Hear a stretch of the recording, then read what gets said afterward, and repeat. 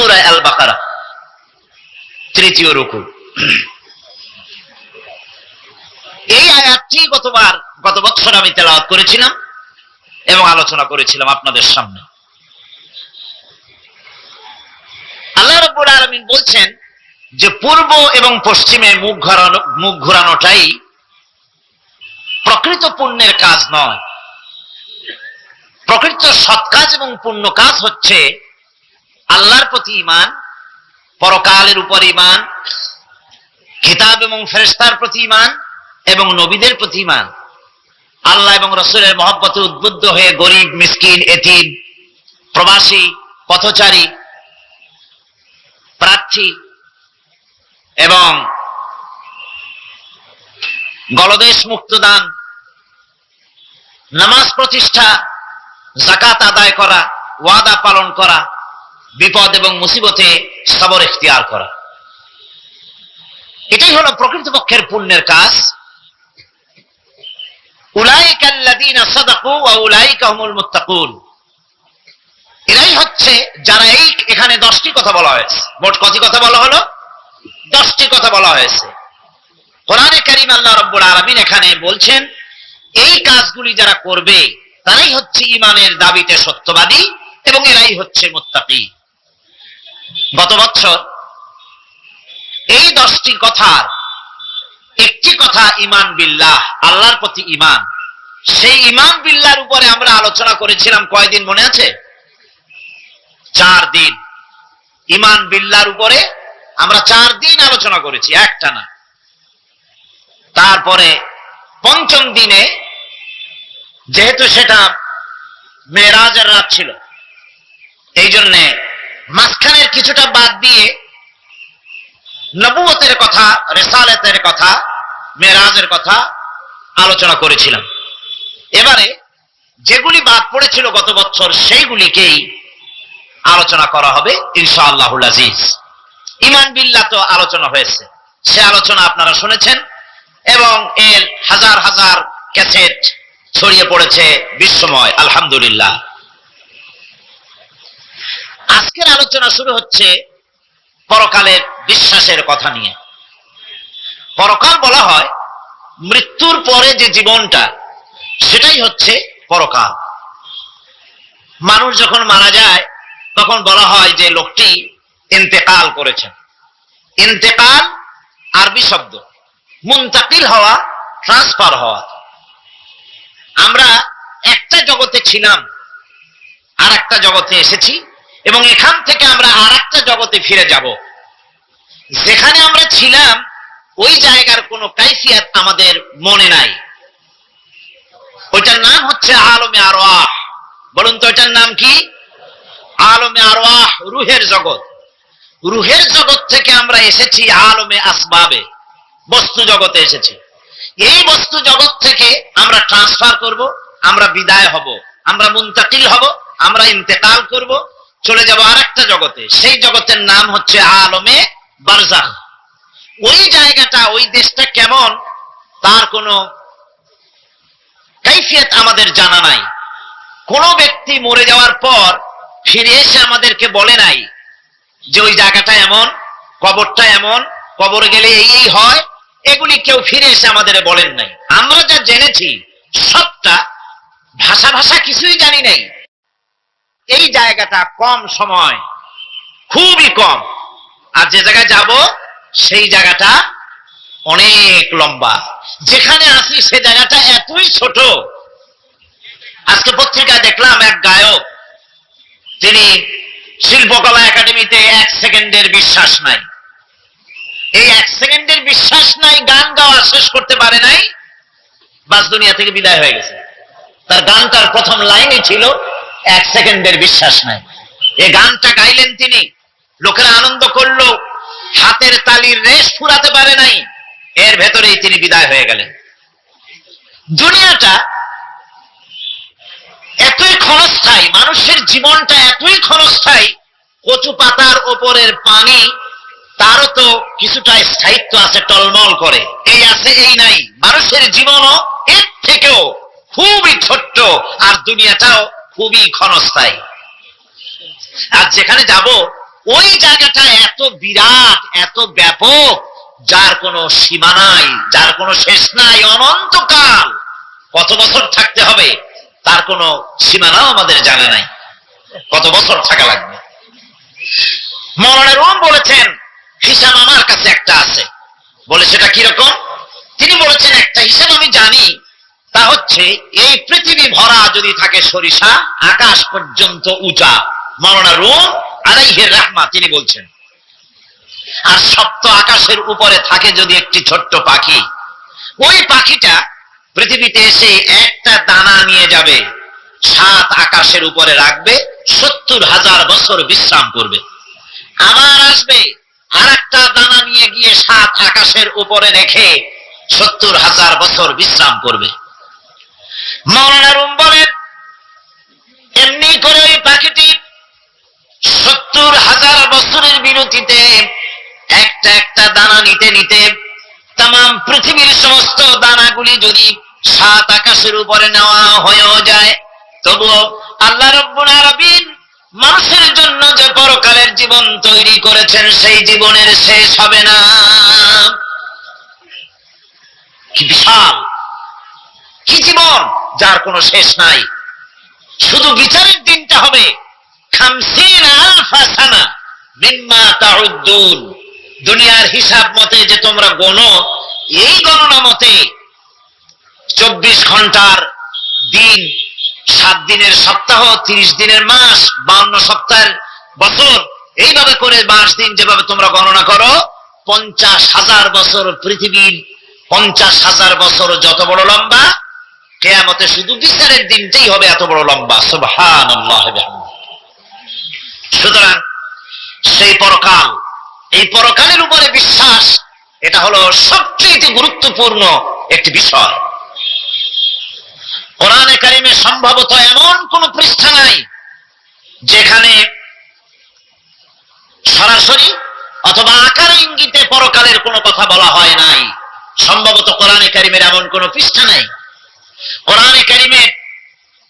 কোরআনে কারিমের ভেতরে মওত, হাসর, জাহান্নাম, জান্নাত, তারপরে সিরাত, মিজান, মানাজির কিয়ামত ইত্যাদি, অর্থাৎ মৃত্যুর পরের জীবন সম্পর্কে আল্লাহ পাক কোরআনে যা আলোচনা করেছেন তা যদি এক জায়গায় করা যায়, তা অন্তত গোটা কোরআন শরীফের 1/3 10 পারার সমান হয়ে যাবে। এখন চিন্তা করেন বিষয়টা কতই গুরুত্বপূর্ণ, যার জন্য কোরআনে কারিমে এতটা বিরাট, কোরআনের 1/3 আল্লাহ পাক পরকাল সম্পর্কে আলোচনা করেছেন। খুবই গুরুত্বপূর্ণ বিষয়। এই পরকালের উপরে যারা ঈমান আনবে না, পরকালকে যারা বিশ্বাস করবে না, তাদের সম্পর্কে আল্লাহ পাক বলছেন, والذين كذبوا بآياتنا ولقاء الآخرة حبطت أعمالهم।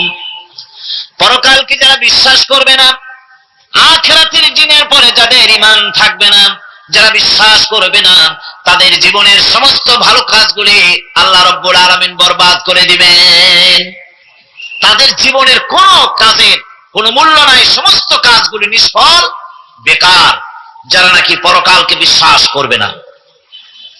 পরকালের বিশ্বাসটাই হচ্ছে মানুষের জীবনের সবচেয়ে নৈতিকতার মূল ভিত্তি। একটা মানুষের চরিত্র ভালো হওয়ার জন্য পরকালের বিশ্বাসটা সবচেয়ে বড় জিনিস। মানুষ ভালো মন্দ, পরকালের দরকারটা কি? প্রশ্ন উঠতে পারে, পরকালটা না হলে কি হইতো? পরকালটা এই জন্য হবে, এই জন্য দরকার যে পৃথিবীতে মানুষ অনেক ভালো কাজ করে, আবার অনেক খারাপ কাজও করে, দুরকমই করে। যত ভালো কাজ করে, এই ভালো কাজের পুরস্কার পৃথিবীতে দেওয়া সম্ভব নয়। একটা মানুষ এত ভালো কাজ করলো, নামাজ পড়লো, রোজা রাখলো, হজ করলো, যাকাত দিল, তারপরে আল্লাহর দ্বীন প্রতিষ্ঠার জন্য কষ্ট করলো, জেল খাটলো, জরিমানা দিল, ফাঁসির মঞ্চে চড়লো, তার এত ভালো কাজের পুরস্কার এই পৃথিবীতে দেওয়া সম্ভব নয়। এজন্য এমন একটা সময় দরকার যেখানে এগুলির এই বিরাট একটা লম্বা সময় তাকে পুরস্কার দেওয়া যায়, সেজন্য পরকালের প্রয়োজন।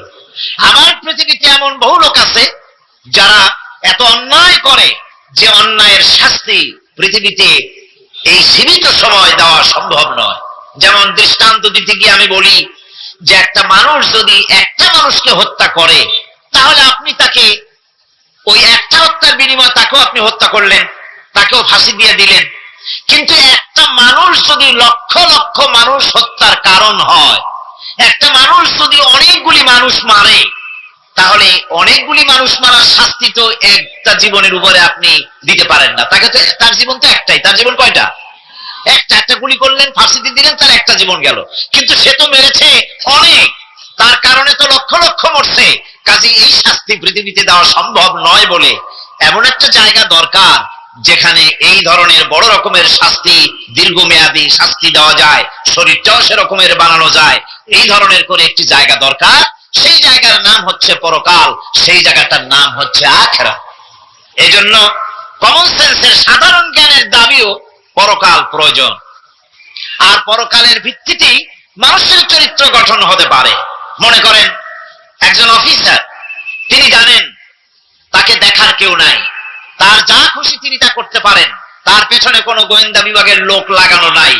এই চিন্তা যদি তার থাকে, তাহলে ঘুষের টাকা খাওয়া, স্বজন প্রীতি করা তার জন্য কি অসম্ভব না সম্ভব? খুবই সম্ভব। আরেকজন অফিসার, তিনি যদি জানেন যে না, আমাকে দেখার মতো লোক আছে, আমার পেছনে গোয়েন্দা বিভাগের লোকেরা কাজ করতেছে, আমার কোনো জিনিসই এড়িয়ে যাবে না, এই চিন্তা যদি থাকে, তাহলে এই দুইজন অফিসারের আচরণ এক হবে? কখনই হবে না। একজনের আচরণ হবে খুবই সংযত, আরেকজনের আচরণ হবে খুবই অসংযত। সুতরাং পরকালে যে বিশ্বাসী ব্যক্তি, সে ব্যক্তি চুরি, ডাকাতি, জেনা, ব্যভিচার, হত্যা, ধর্ষণ ইত্যাদি থেকে তিনি হবেন মুক্ত। আর যে ব্যক্তি পরকালকে বিশ্বাস করবে না, তার দ্বারা হবে না এমন কোনো কাজ নাই, সবকিছুই তার দ্বারা সম্ভব। এরপরে আল্লাহ পাক বলছেন যে পরকাল বিশ্বাস মানুষকে দায়িত্ববান বানায় দেয়। পরকালের বিশ্বাস মানুষকে কি বানায়? দায়িত্ববান বানায়। যেহেতু তোমার তো খালি খালি সৃষ্টি করা হয় নাই। আল্লাহ রাব্বুল আলামিন কোরআনে কারীমের মধ্যে বলছেন, আফাহাসিবতুম আন্নামা খালাকনাকুম আবাসা ওয়া আন্নাকুম ইলাইনা লা তুরজাউন। লোকেরা কি ভেবেছে, তোমরা কি এটাই মনে করেছো যে আমি তোমাদেরকে এমনি এমনি সৃষ্টি করেছি আর তোমাদেরকে আমার কাছে ফিরে আসতে হবে না? এটাই কি ভেবেছো তোমরা? তোমাদেরকে সৃষ্টি করা হয়েছে এবং তোমাদেরকে আমার দরবারে সকলকেই ফিরে আসতে হবে। পৃথিবীতে এমন কেউ নাই যে পৃথিবীতে টিকে থাকতে পারবে, সমস্ত মানুষকেই আল্লাহর দরবারে ফিরে যেতে হবে। আল্লাহ পাক কোরআনে কারীমের অন্যত্র বলেছেন, আয়াহসাবুল ইনসানু আইয়ুতরাকা সুদা। মানুষ কি ভেবেছে যে আমি তাকে নিরর্থক সৃষ্টি করেছি, তার কোনো হিসাব হবে না, তার কোনো দেখার মতো কেউ নাই, তাকে এমনি এমনি আমি সৃষ্টি করেছি? তা না, প্রত্যেকটি মানুষকেই বিচক্ষণতার দাবি হিসেবে সৃষ্টি করা হয়েছে এবং তার সব কিছুকেই দেখা হচ্ছে। আল্লাহ পাক সব দেখতে পাচ্ছেন, তার নজরের সামনে আছে। আল্লাহ পাক দেখেন এবং শোনেন। আমরাও দেখি, আমরাও শুনি, কিন্তু আল্লাহ পাকের দেখা আর আমাদের দেখা, আল্লাহর শোনা আর আমাদের শোনা একরকম নয়। আমরা এই মাহফিলের বাইরে কি হচ্ছে আমরা দেখতে পাই না, ঠিক কিনা গণ? রাতের বেলায় আমরা আমাদের নিজেদেরকেও দেখি না, এমনকি আমরা আমাদের পেছনে কি হয়, পিছনে কি আছে তাও দেখি না। আপনারা যে আমার সামনে বসে আছেন, আপনাদের পেছনে লোকটা কি করতেছে তা আপনি দেখতে পাচ্ছেন। মেঘ হলে মেঘের উপরে কি হয় দেখতে পাই না, কুয়াশার মধ্যে দেখতে পাই না, গাছের আড়ালে কি দেখতে পাই না, পাহাড়ের আড়ালে কি দেখতে পাই না। তারপরে শোনার ব্যাপারে একটা নির্ধারিত এলাকার আওয়াজ আমাদের কানে আসে, এর বাইরের কিছু আমরা শুনতেও পাই না। আল্লাহ রাব্বুল আলামিনের কি এরকম অবস্থা নাকি? কি বলেন, এরকম অবস্থা? আল্লাহ সব দেখতে পান, সব শুনতে পান, এমন তার চোখের সামনে কোন অবস্ট্রাকশন নাই, তার চোখের সামনে কোন জিনিস অন্তরায় হয়ে দাঁড়াতে পারে না, কেউ কোন জিনিস তার চোখের সামনে বাধার সৃষ্টি হতে পারে না। তাকে কেউ দেখতে পারে না, কিন্তু তিনি সবাইকে দেখতে পান। লা তুদরিকুহুল আবসার, তাকে কোন দৃষ্টিশক্তি তাকে দেখতে পাবে না। সমস্ত দৃষ্টিশক্তিকে তিনি দেখবেন, কিন্তু তাকে কেউ দেখতে পারবে না। সুবহানাল্লাহ ওয়া বিহামদিহি। সুতরাং তিনি সব দেখেন এবং সবই শোনেন। এই বিশ্বাস মানুষকে দায়িত্ববান বানায়। এই বিশ্বাস মানুষকে কি বানায়? জোরে গান, দায়িত্ববান বানিয়ে দেয়। আল্লাহ রাব্বুল আলামিন বলছেন, আয়াহসাবু আন লান ইয়াকদিরা আলাইহি আহাদ ইয়াকুলু আহলাকতু মালান লুবাদা আয়াহসাবু আন লাম ইয়ারাহু আহাদ। মানুষ কি ধারণা করেছে তার উপরে কারো কোনো ক্ষমতা চলবে না? সে বলে আমি অনেক ব্যয় করেছি, আর সে ভেবেছে তাকে দেখার মতো কেউ নাই। আল্লাহ পাক বলেন দেখার জন্য অবশ্যই একজন আছেন, তিনি হচ্ছেন আল্লাহ রাব্বুল আলামিন। কে দেখতে পান? জোরে সোরে বলেন, কে দেখতে পান? আল্লাহ পাক সব দেখেন, সব শোনেন। এমনকি সমুদ্রের অতল তলদেশে কোন পাথরের সাথে লাগানো, বালু কণার সঙ্গে লাগানো ছোট্ট একটি পোকা, যা মাইক্রোস্কোপ যন্ত্র ছাড়া দেখা যায় না, এমন ছোট্ট পোকাটিও যদি চিৎকার মারে ক্ষুধার যন্ত্রণায় বা পেটের যন্ত্রণায় বা কষ্টে পড়ে কোনো চিৎকার যদি মারে, সমুদ্রের কেউ শোনার কথা নয়, জমিনের উপরে কেউ শোনার কথা নয়, অন্তরিক্ষের কারো শোনার কথা নয়। আল্লাহ রাব্বুল আলামিন বলেন সেই ক্ষীণ আওয়াজটুকুনো তোমার আল্লাহ পাক শুনতে পান। সব তিনি শুনতে পান এবং দেখতে পান, তার চোখের সামনে সব রয়েছে। সুতরাং আসল কথা হচ্ছে মানুষেরা পরকালের চাইতে দুনিয়ার গুরুত্ব দেয় বেশি। বাল তুসিরুনাল হায়াতাদ দুনিয়া ওয়াল আখিরাতু খায়রুন ওয়া আবকা। তোমরা পার্থিব জীবনকে অগ্রাধিকার দিয়েছো, আর পরকাল হচ্ছে উত্তম এবং স্থায়ী। পরকাল হচ্ছে উত্তম। পৃথিবীর একটা নিকৃষ্ট জায়গা, একটা ছোট্ট জায়গা পৃথিবী। এটার আরবি হচ্ছে কি বলুন তো? পৃথিবীর আরবি কি? দুনিয়া। এটাকে দুনিয়া, দুনিয়া শব্দটা এসেছে আদনা শব্দ থেকে, তুচ্ছ, নিকৃষ্ট, এটা কোন দাম নাই। আর এই জন্য হাদিস শরীফে এসেছে যে এই পৃথিবীর মূল্য যদি আল্লাহর কাছে মশার ডানা তুল্য যদি হতো, তাহলে কাফেরকে এক ঢোক পানি আল্লাহ পাক গিলতে দিতেন না। আল্লাহর দৃষ্টান্তটা, হাদিস শরীফের দৃষ্টান্তটা লক্ষ্য করেছেন? এই পৃথিবীর মূল্য যদি একটা মশার দানার তুল্য যদি হতো, আপনাকে কেউ যদি 1,00,000 মশার দানা যদি কেউ আপনাকে জোগাড় করে দেয়, আপনি কয় টাকা দিয়ে কিনবেন? কোন কথা বলতেছেন না? খুব আগ্রহ আছে কিনা নাকি? 4 আনা দিয়েও, 4 পয়সা দিয়েও আপনারা কেউ কিনবেন না, যেহেতু মশার দানা 10 কোটি দানা আনি জোগাড় করে দেন না, দিয়ে করবোটা কি? কাজেই দৃষ্টান্তটা লক্ষ্য করুন যে এই পৃথিবীর মূল্য যদি আল্লাহ পাকের কাছে একটা মশার দানার তুল্য যদি হতো, তাহলে আল্লাহ রাব্বুল আলামিন কাফেরকে এক ঢোক পানি গিলতে দিতেন না। তার মানে এটার কোনো দাম নাই। তো যেটার দাম নাই সেটার দাম আমরা খুব বেশি দিয়েছি। আর পরকাল হচ্ছে স্থায়ী, চিরস্থায়ী জায়গা। সেই চিরস্থায়ী জায়গার আমরা মূল্য দেই নাই। যেমন আমরা দেহের মূল্যটা বেশি দেই, আত্মার মূল্যটা কম দেই। দেহটারে সাজাই বেশি।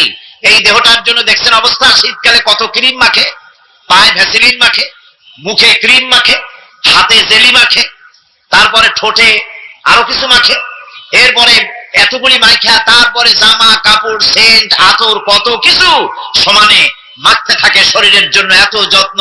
তারপরে ভুরি ভোজন পাইকারি দরে খায়, জনমের মতো খায়।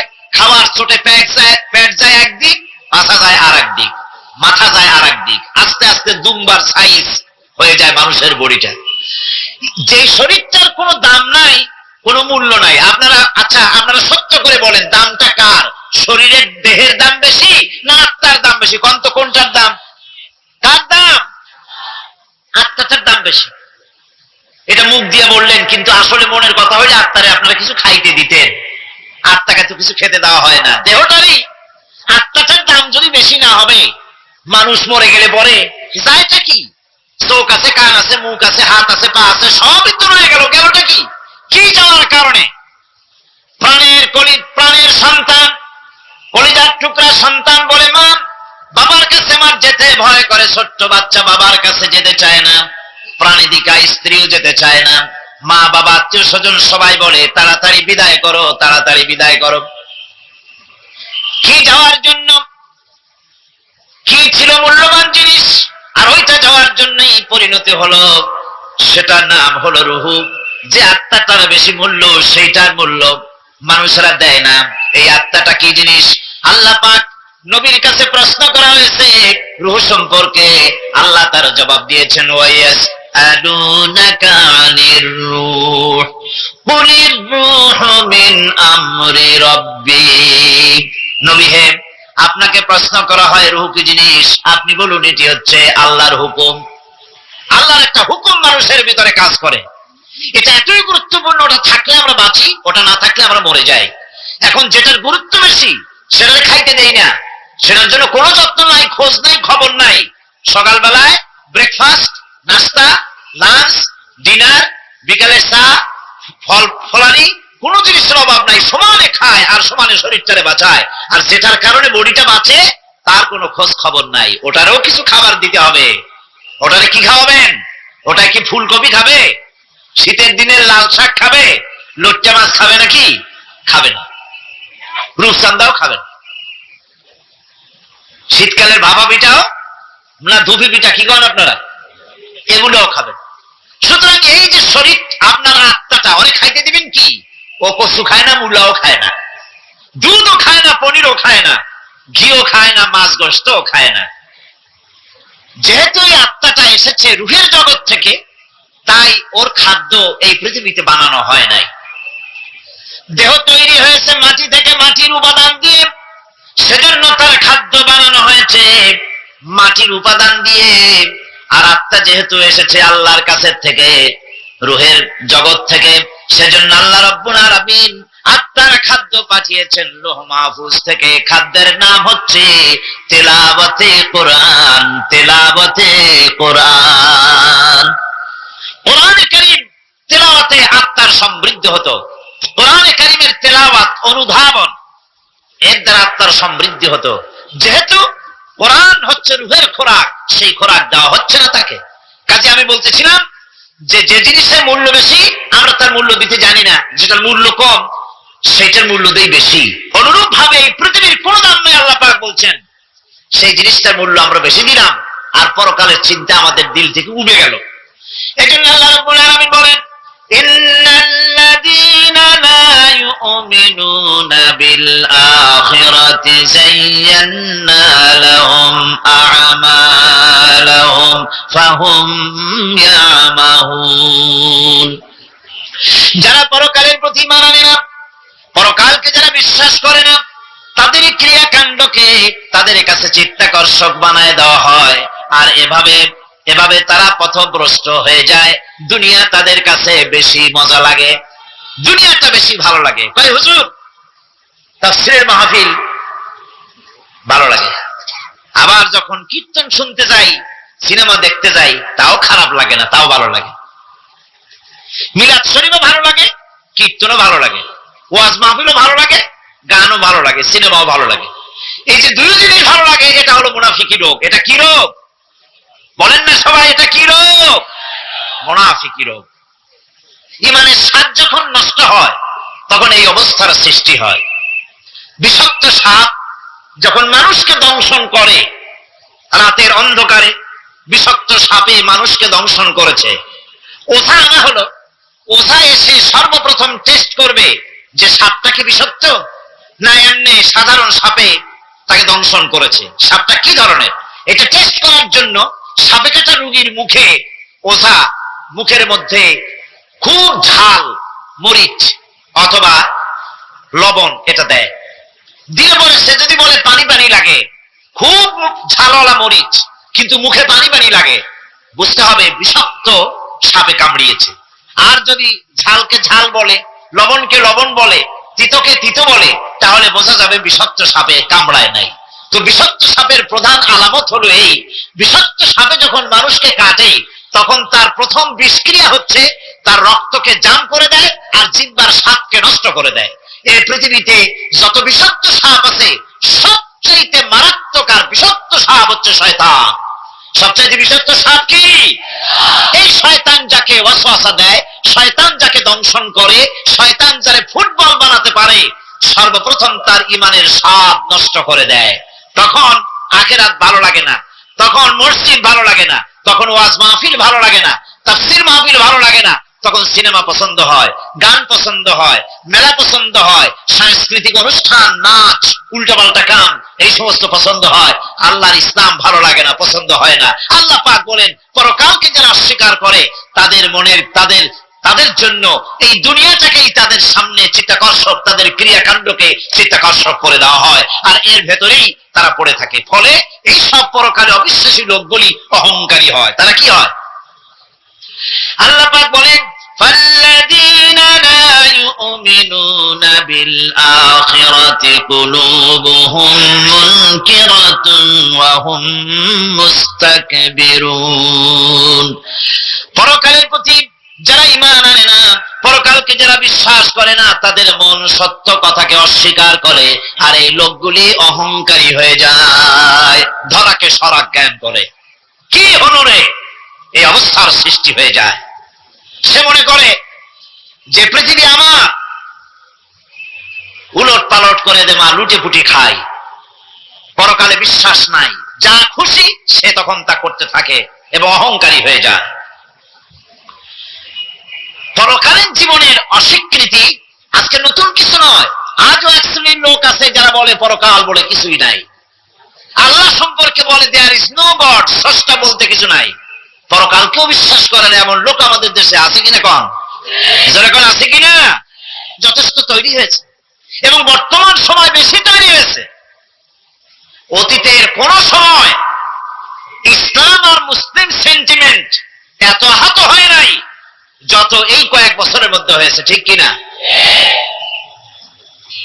পরকালকে অস্বীকার করেছে, কোরআন শরীফকে আগাগোড়া সংশোধনের কথা বলেছে, আল্লাহকে মিথ্যাবাদী বলেছে। নাউজুবিল্লাহ পড়েন না কেন? নাউজুবিল্লাহি মিন যালিক। আল্লাহকে মিথ্যাবাদী বলা হয়েছে, কোরআনের সংশোধনের দাবি উঠেছে। মাদ্রাসার ভেতরে ডাকাত দুষ্ট পয়দা হয় বলা হচ্ছে।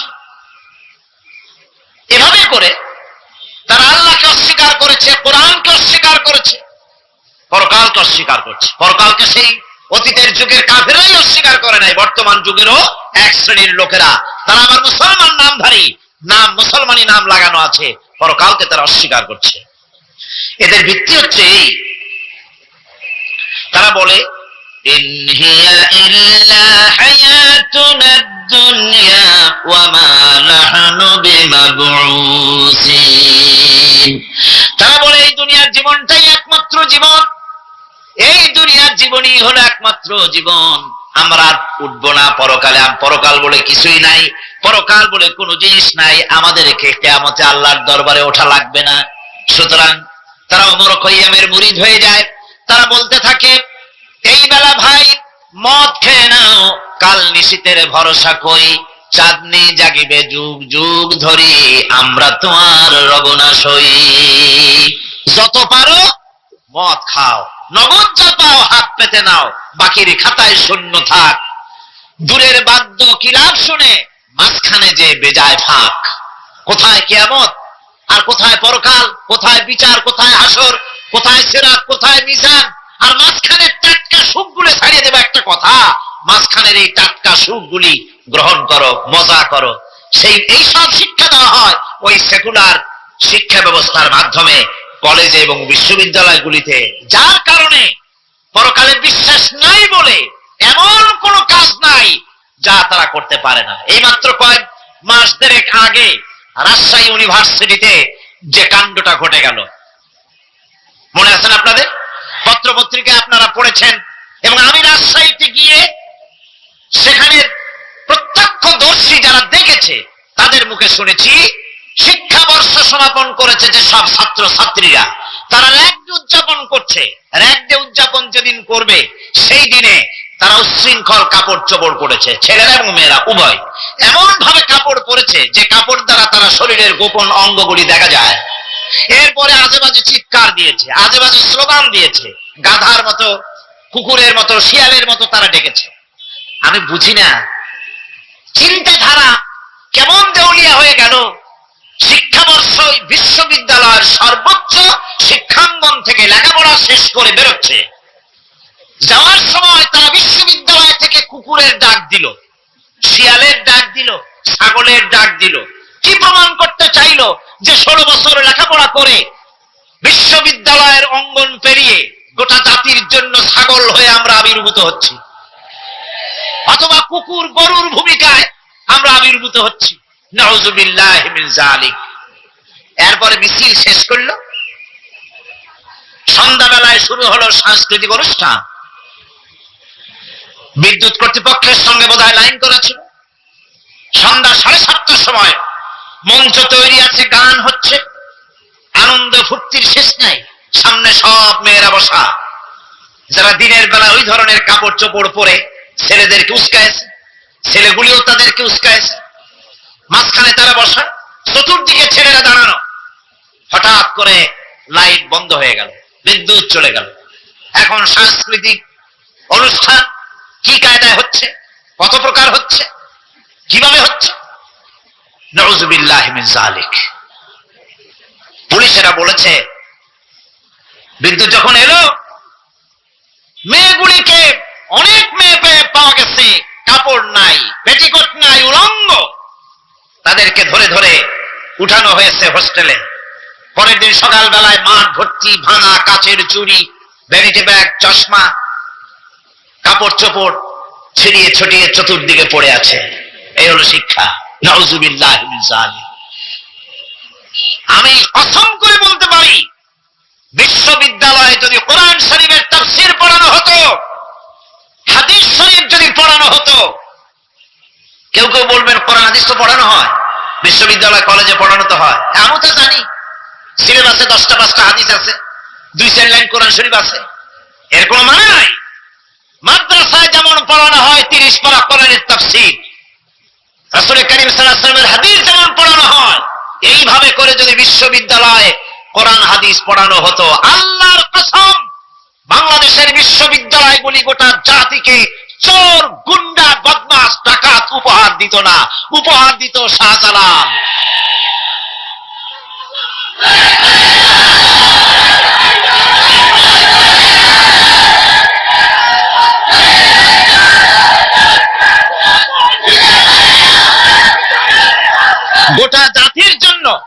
গোটা জাতির জন্য বিশ্ববিদ্যালয় সমূহ উপহার দিতে পারত।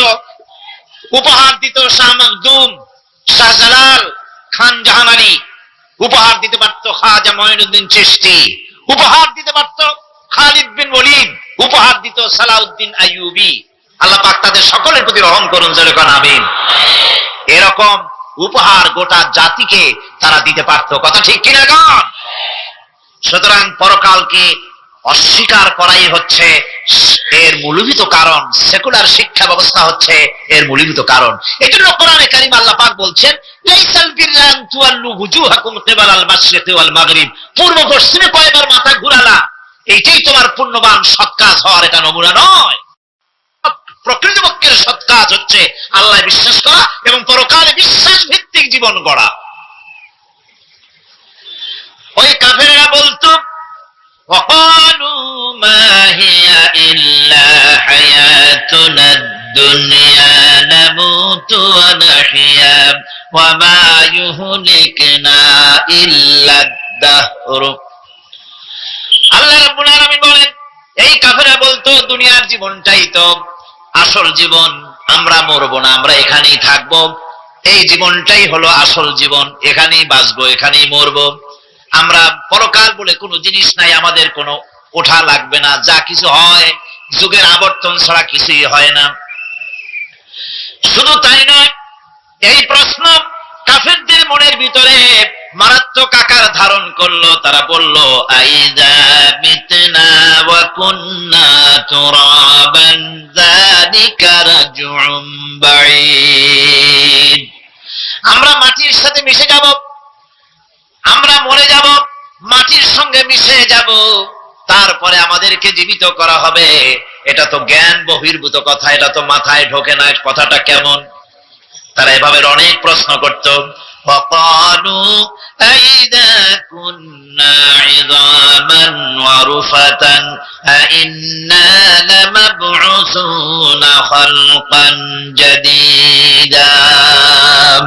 আমরা মরে যাব, গলে যাব, পচে যাব, হাড্ডি গুড্ডি মাটির সাথে মিশে যাবে, এরপরে আমাদেরকে নতুন করে সৃষ্টি করা হবে। এটা জ্ঞান বহির্ভূত কথা, এটা মাথার মধ্যে আসে না। কে আমাদেরকে চিন্তা করবে মরে যাওয়ার পর? আল্লাহ রাব্বুল আলামিন বলছেন, দেখো আল্লাহ পাক কোরআনে কারীমের ভিতরে যুক্তি দিয়ে বুঝাচ্ছেন যে অবশ্যই তোমাদেরকে আবার জিন্দা করা হবে, তোমাদেরকে উঠতে হবে। তোমরা এই পৃথিবীর অবস্থা পর্যবেক্ষণ করো, তাকায় দেখো আকাশের দিকে, জমিনের দিকে লক্ষ্য করে দেখো। أولم ينظروا في ملكوت السماوات والأرض। তারা কি আসমান এবং জমিনের ব্যবস্থাপনা সম্পর্কে চিন্তা ভাবনা করে না? ওই বিরাট আকাশটাকে যে আল্লাহ রাব্বুল আলামিন তৈরি করলেন, এই জমিনটাকে যিনি তৈরি করলেন, তিনি কি তোমাকে মৃত্যুর পরে তিনি কি জিন্দা করবেন না? তিনি কি জিন্দা করতে পারবেন না? কেমনে তোমরা অস্বীকার করতে পারো? দুনিয়ার ব্যবস্থাপনা এবং এই পৃথিবীর আকাশ এবং জমিনের ব্যবস্থাপনা সম্পর্কে তোমরা চিন্তা ভাবনা করে দেখো, অবশ্যই আল্লাহ রাব্বুল আলামিন তোমাদেরকে আবার জিন্দা করবেন। ওয়াকাইয়্যিম মিন আয়াতিন ফিস সামাওয়াতি ওয়াল আরদি ইয়ামুররুনা আলাইহা ওয়া হুম আনহা মুরিদুন। আসমান জমিনে বহু নিদর্শন পড়ে আছে যেগুলি তারা অতিক্রম করে যায়, অথচ সে সম্পর্কে তারা মোটেই চিন্তা ভাবনা করে না। চিন্তার বহু বিষয় আল্লাহ পাক এই পৃথিবীতে রেখেছেন। যারা চিন্তাশীল, যারা জ্ঞানবান, তারা এর দ্বারা বুঝতে পারে। আল্লাহ রাব্বুল আলামিন বলছেন, ইন্না ফি খালকিস সামাওয়াতি ওয়াল আরদি ওয়া ইখতিলাফিল লাইলি ওয়ান নাহার লাআয়াতিন লিউলিল আলবাব। নিশ্চয়ই আকাশ সৃষ্টি এবং জমিন সৃষ্টির ব্যাপারে আর রাত আর দিনের পরিবর্তনের ব্যাপারে যারা জ্ঞানবান তাদের জন্য নিদর্শন রয়েছে। যারা জ্ঞানবান তাদের জন্য চিন্তার বিষয়বস্তু রয়েছে। গবেষণা করো, চিন্তা করো, এই পৃথিবীতে আল্লাহ পাক যা কিছু সৃষ্টি করেছেন তার পক্ষে আবার তোমাদেরকে সৃষ্টি করা মোটেও সম্ভব নয়। পরকালীন জীবনের সম্ভাবনা সম্পর্কে কোরআন অবিশ্বাসীদেরকে বলছে, দেখো আল্লাহুল্লাযী রাফা'আস সামাওয়াতি বিগাইরি আমাদিন তারাউনাহা সুম্মা ইসতাওয়া আলাল আরশ। সে আল্লাহ তোমাদের নিকট দৃশ্যমান স্তম্ভ ছাড়াই ওই বিশাল আকাশটা তৈরি করেছেন। যারা পরকাল আছে বলে উঠতে হবে একথা যারা বিশ্বাস করে না, তাদের ব্যাপারে আল্লাহ পাক এই যুক্তি দিচ্ছেন, দেখো এই বিশাল যে আকাশটা, এই আকাশে কোনো খুঁটি আছে? কথা বলেন না কেন? এই আকাশে কোনো খুঁটি আছে? কোন রকমের খুঁটি ছাড়াই ওই বিশাল আকাশটা কে বানিয়েছেন? জোরে চিৎকার দিয়ে বলেন, কে বানিয়েছেন? এই যে শামিয়ানা, একটা বিশাল প্যান্ডেল, এই প্যান্ডেলে খুঁটি আছে না নাই? শুধু আছে না, একটা দুইটা না, জনমের মতো খুঁটি আছে। চতুর্দিকে তাকায় দেখে কত খুঁটি। এতটুকু একটা শামিয়ানায় শত শত খুঁটি লাগতেছে কাপড়টা ধারণ করবে বলে। কি ধারণ করবে? কাপড়। আর অত বড় বিশাল আকাশ, সে আকাশটার কোনো খুঁটি আছে?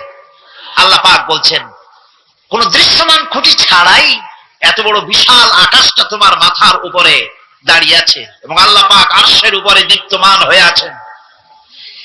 এগুলি দেখেও কি তোমার মাথার মধ্যে কোনো চিন্তা আসে না যেটা কি করে সম্ভব হলো?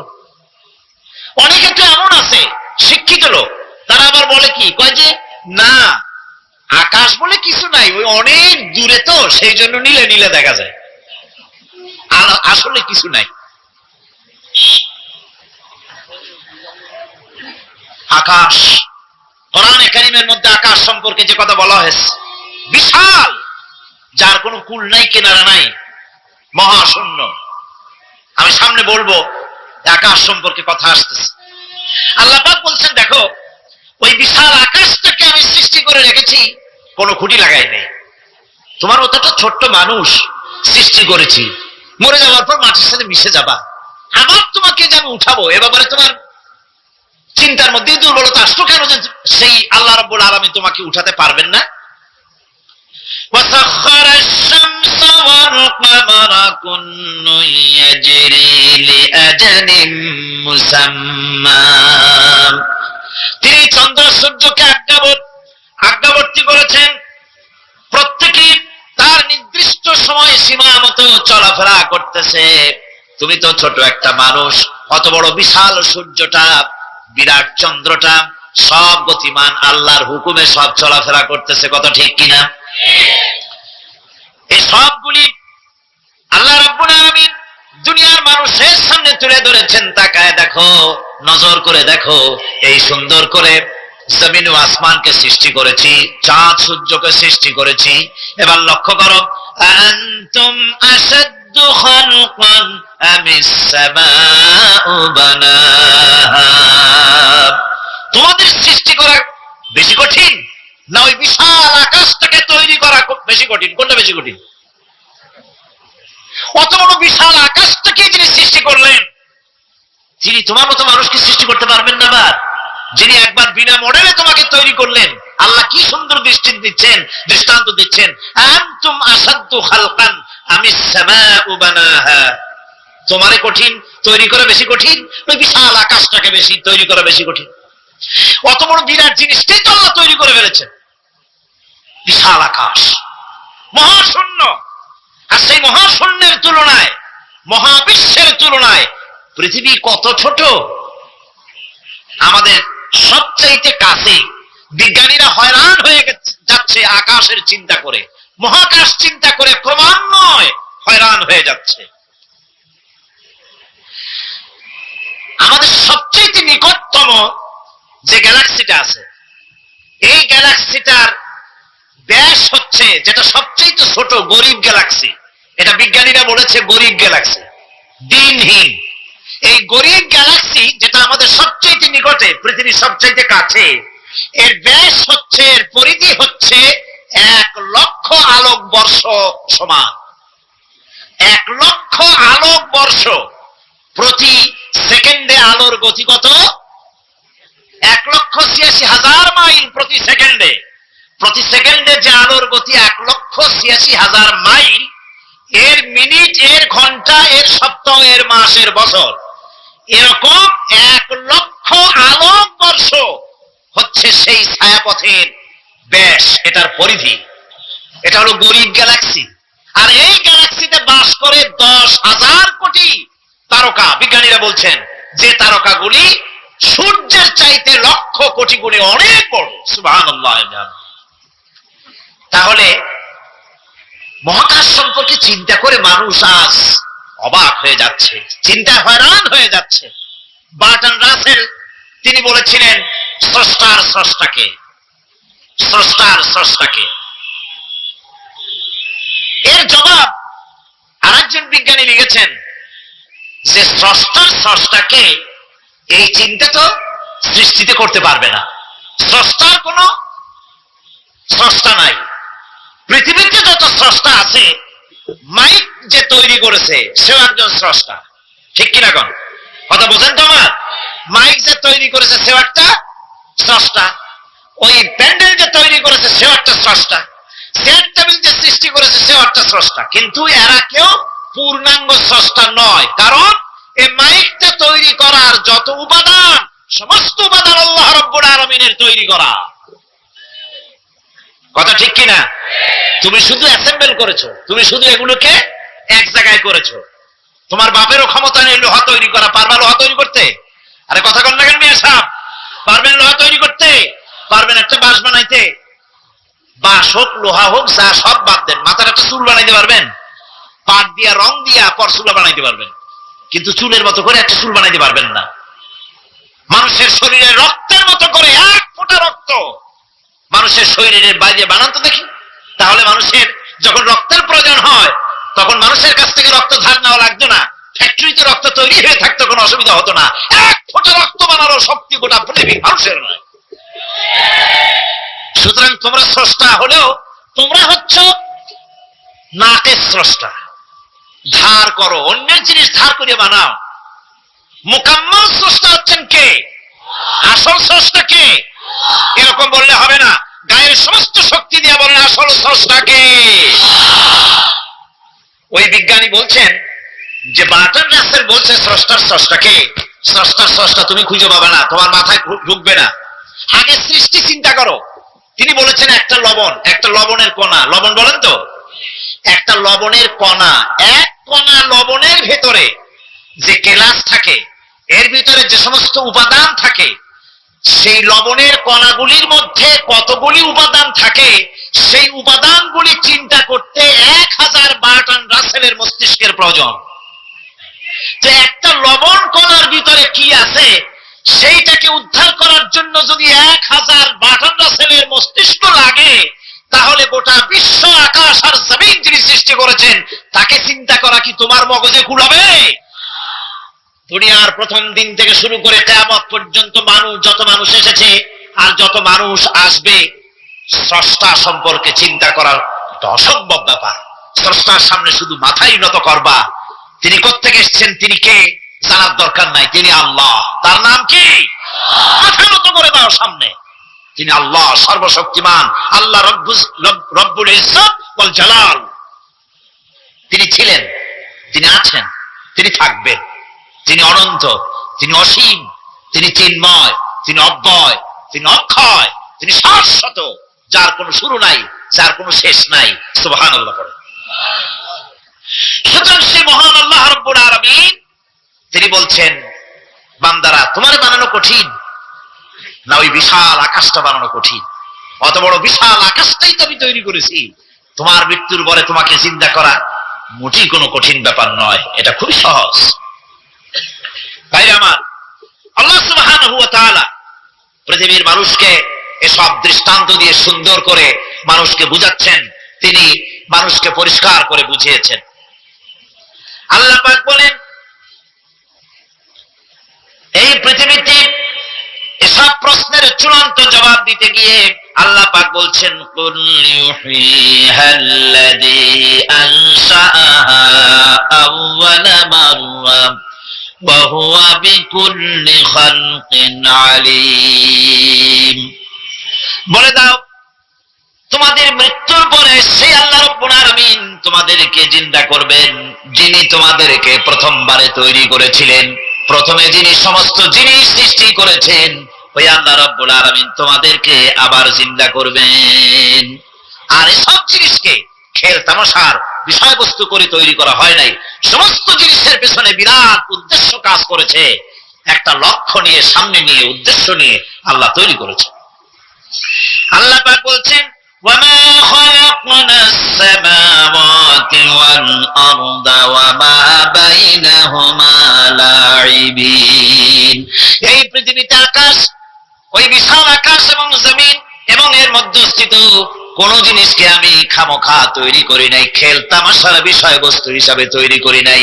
যারা নাকি জ্ঞানবান, যারা বুদ্ধিমান, তাদের সম্পর্কে আল্লাহ বলেন, আল্লাযীনা ইয়াযকুরুনাল্লাহা কিয়ামান ওয়া কুউদান ওয়া আলা জুনুবিহিম ওয়া ইয়াতাফাক্কারুনা ফী খালকিস সামাওয়াতি ওয়াল আরদ ربنا ما خلقت هذا باطلا سبحانك فقنا عذاب النار। যারা নাকি জ্ঞানবান, যারা চিন্তাশীল, যারা শুধু পাইকারি দরে খায় আর ঘুমায় না, যারা চিন্তা ভাবনা করে, তারা দাঁড়ানো অবস্থায়, বসা অবস্থায়, সব অবস্থায়, আকাশ জমিন, রাত দিনের পরিবর্তন, মানব সৃষ্টি, এসব কিছু চিন্তা গবেষণা করে বলে, রব্বানা মা খালাকতা হাযা বাতিলা, এ কোনো কিছুই তুমি নিরর্থক ভাবে সৃষ্টি করনি, সবগুলোই তুমি বিশেষ উদ্দেশ্য নিয়ে তৈরি করেছো। ফাকিনা আযাবান নার, সুতরাং আমাকে জাহান্নামের আগুন থেকে তুমি রক্ষা করো, আমাকে তুমি রক্ষা করো। আমরা সবাই বলি আমিন। চিন্তাশীল এবং গবেষক যারা, তারা এভাবে চিন্তা ভাবনার মাধ্যমে এসব কিছু তারা বুঝতে পারে যে এই পৃথিবী খেল তামাশার বিষয় নয়। এই পৃথিবীকে আল্লাহ পাক এমনি এমনি তৈরি করেন নাই। দুনিয়ার মানুষগুলিকেও খামোখা সৃষ্টি করেননি, এর পেছনে বিরাট উদ্দেশ্য কাজ করেছে এবং আমাদের সকলকেই আল্লাহ রাব্বুল আলামিনের কাছে হাজির হতে হবে।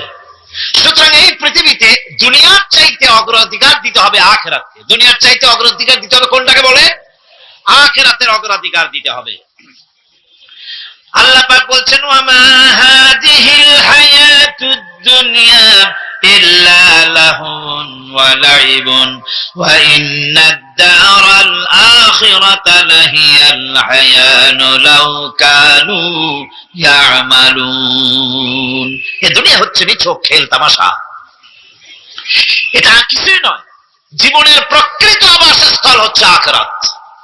এই দুনিয়া একটা মোহ, এই মোহের পেছনে মানুষেরা ঘুরছে, বিবি বাল বাচ্চা এর পেছনে ঘুরছে। অথচ এই বিবি বাল বাচ্চা কিয়ামতের দিন মুসিবত হয়ে দাঁড়াবে মানুষের জন্য। একটা মোহর মধ্যে মানুষ পড়ে আছে, খেল তামাশার ভিতরে পড়ে আছে। আল্লাহ পাক বলছেন কুল মাতাউদ দুনিয়া কালিলুন ওয়াল আখিরাতু খায়রুল লিমান ইত্তাকা। বলো দুনিয়ার সমস্ত সুখ সম্পদ খুবই নগণ্য, আর যে ব্যক্তি পরকালকে বিশ্বাস করে, পরকালের কামনা করে, সেই খোদাভীরু লোকদের জন্য পরকাল হচ্ছে প্রকৃত আবাসস্থল। সেই জায়গাটাই হলো আসল জায়গা। ওই জায়গার জন্য কিছু তৈরি করতে হবে। কোরআনে কারিমে রব্বুল আলামিন বলছেন আরাদিতুম বিল হায়াতিদ দুনিয়া মিনাল আখিরাহ ফামা মাতাউদ দুনিয়া ফিল আখিরাতি ইল্লা কলিল। তোমরা কি পরকালের জীবনের বিনিময় এই দুনিয়ার জীবনটাই বেশি পরিতুষ্ট হয়েছে? অথচ দুনিয়ার জীবনের সুখ সম্পদ তো পরকালের তুলনায় খুবই নগণ্য। পরকালের সুখ অনেক বেশি, পরকালের দুঃখটা অনেক বেশি, সুখটাও অনেক বেশি। পরকালটা স্থায়ী। সুতরাং দুনিয়ার মোহে না পড়ে পরকালের জন্য জীবনটাকে পরকাল ভিত্তিক জীবন তৈরি করো। আল্লাহ পাক বলছেন ফাম্মা মান তাগা আসারাল হায়াতাদ দুনিয়া ফাইন্নাল জাহিমা হিয়াল মাওয়াব। অথবা যে ব্যক্তি বিদ্রোহ করেছে এবং দুনিয়ার জীবনকে অগ্রাধিকার দিয়েছে, তার জায়গা হচ্ছে জাহান্নাম। জোরে বলেন নাউজুবিল্লাহ।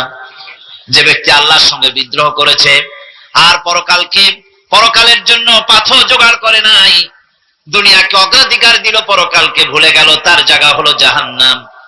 ওয়াম্মা মান খাফা মাকামা রাব্বিহি ওয়া নাহান নাফসা আনিল হাওয়া ফাইন্নাল জান্নাতা হিয়াল মাওয়াব। আর যে ব্যক্তি আপন প্রভুর সামনে উপস্থিত হওয়াকে ভয় করেছে এবং আপন প্রবৃত্তিকে লালসা মুক্ত করেছে, লালসার হাত থেকে রক্ষা করেছে, আল্লাহ রাব্বুল আলামিন কিয়ামতের দিন তার জন্য রেখে দিয়েছেন জান্নাত। তার জন্য কোন জায়গা? জান্নাত। আমাদেরকে পরকাল ভিত্তিক জীবন যাপন যদি করি তাহলে কবরের জবাবগুলি খুব আসান হবে। আর যদি পরকাল ভিত্তিক জীবন যাপন না হয়, কবরটা মুসিবত হয়ে যাবে।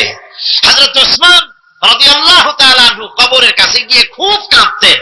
সাহাবায়ে কেরাম প্রশ্ন করেছেন, হুজুর, রাসূল করিম সাল্লাল্লাহু আলাইহি সাল্লাম যখন জান্নাত ও জাহান্নামের ওয়াজ করেন তখনও তো এত বেশি আপনি কাঁদেন না, যত বেশি কাঁদেন কবরের কাছে এসে, কারণ কি?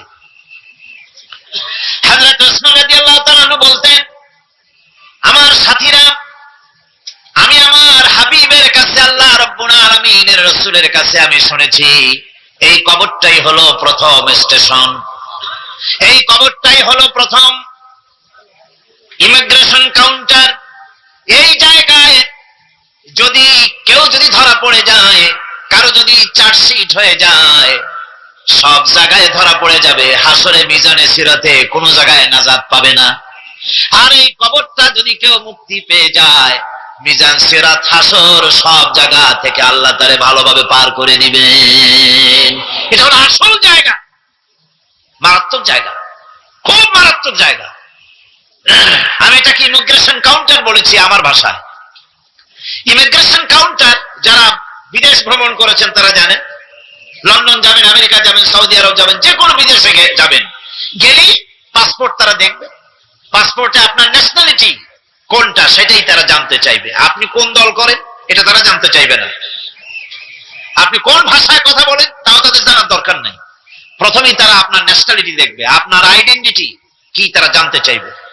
তারপরে যদি স্যাটিসফ্যাক্টরি হয় আপনাকে ভিসা দিয়ে ভেতরে ঢোকবার ব্যবস্থা করে দেবে। আর যদি তারা স্যাটিসফাইড না হয় তাহলে আপনাকে মেহমানখানায় ঢুকানো হবে গ্রেফতার করে। আপনি আন্দাজ এখানে আসছেন কেন? এই জন্য কবর হচ্ছে এ ধরনের একটি ইমিগ্রেশন কাউন্টার। কবরের ভিতরে মানুষ যখনই রাখা হবে সঙ্গে সঙ্গে দুজন ফেরেশতা আসবে। কবরের কাছে যারা এসেছিল দাফন হয়ে যাওয়ার পর এই লোকগুলি 40 কদম যেতে যতক্ষণ লাগে এর মধ্যেই দুজন ফেরেশতা এসে যাবে, এসে জিজ্ঞেস করবে মান রব্বুকা, তুমি কোন দল করতে, ওটা তাদের জানার দরকার নাই। চাকরি কিসে করতেন ওটা জানার দরকার নাই। ব্যবসা করতেন না চাকরি করতেন প্রয়োজন নেই।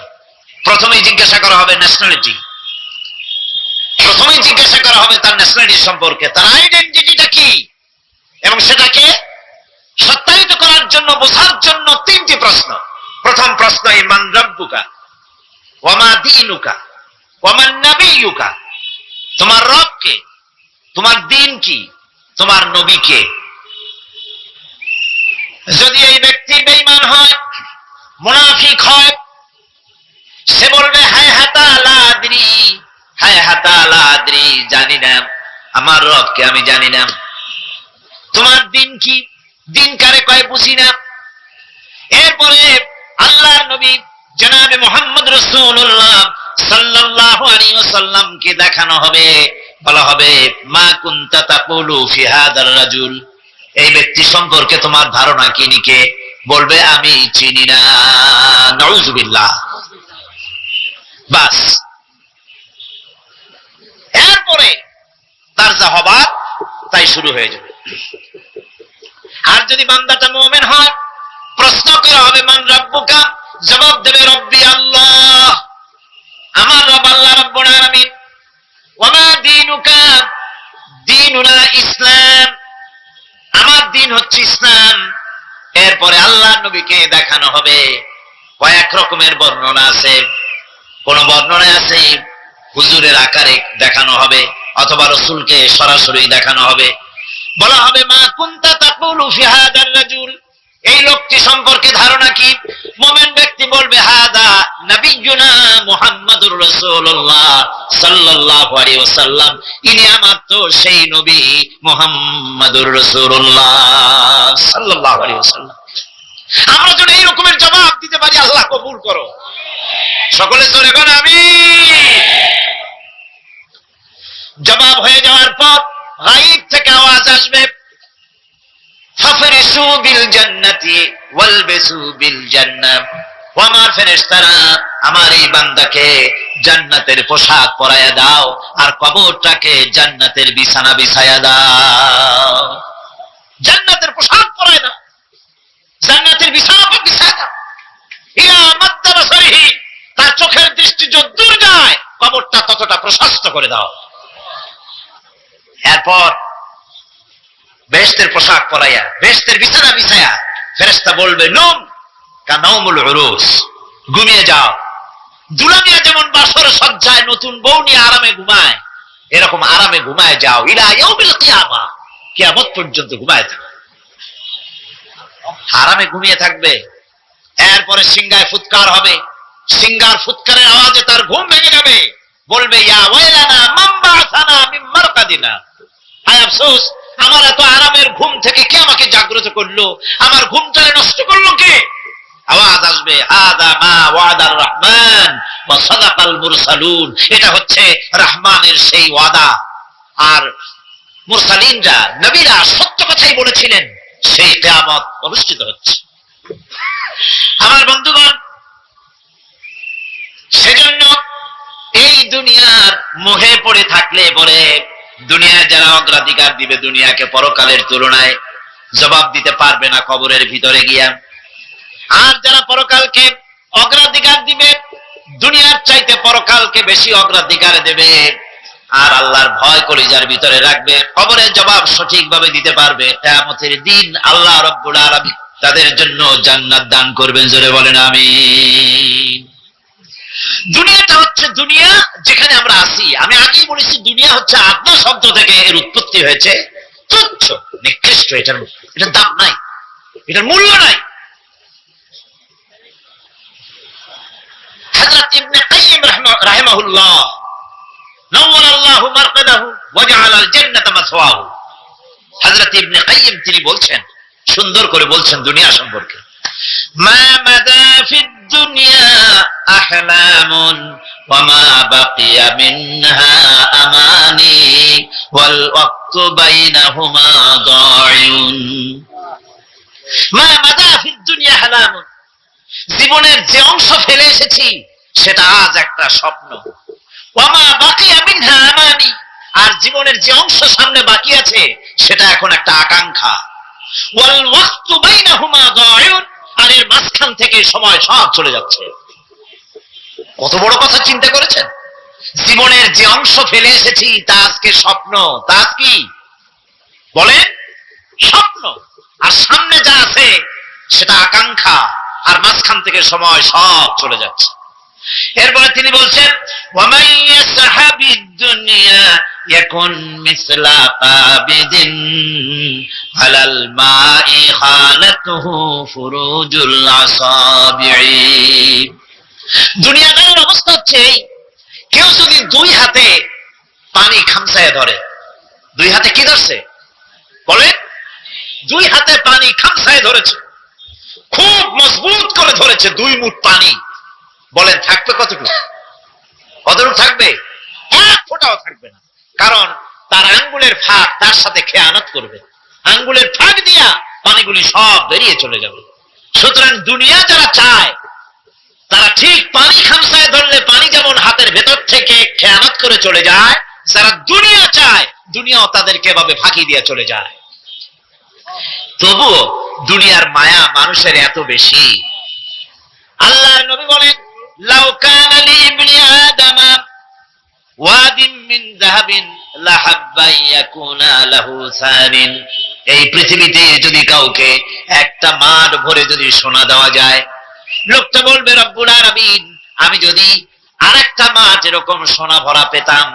দ্বিতীয় আরেকটা মাঠ দেওয়া হলে আবার বলবে যদি তৃতীয় আরেকটা মাঠ সোনা ভরে যদি পেতাম। নবীজি বলেন, ওয়ালা ইয়ামলাউ জাওফু ইবনু আদামা ইল্লা তুরাব। যা করতে হবে আখিরাতে জবাবদিহিমূলক জীবন যাপন করতে হবে। আপনি ব্যবসা করবেন, ওজনে কম দিতে পারবেন না, আপনি খাদ্যে ভেজাল দিতে পারবেন না, চুরি করতে পারবেন না, ডাকাতি করতে পারবেন না, জেনা করতে পারবেন না, বদমাশি করতে পারবেন না, মদ খেতে পারবেন না, সন্ত্রাসী হতে পারবেন না, হাইজ্যাকার হতে পারবেন না, চাঁদাবাজ হতে পারবেন না, মুনাফাখোর হতে পারবেন না, আপনি চোরা কারবারি হতে পারবেন না, ঘুষখোর হতে পারবেন না, সুদখোর হতে পারবেন না। এই সব কাজ পরকালকে বিশ্বাস করলেই এ সমস্ত কাজ থেকে মানুষ বিরত থাকতে পারে। কথা ঠিক কিনা?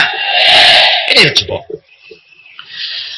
সুতরাং এই পৃথিবী থাকবে না, এটা কি চিরকাল থাকবে না, এর একটা পরিসমাপ্তি ঘটবে।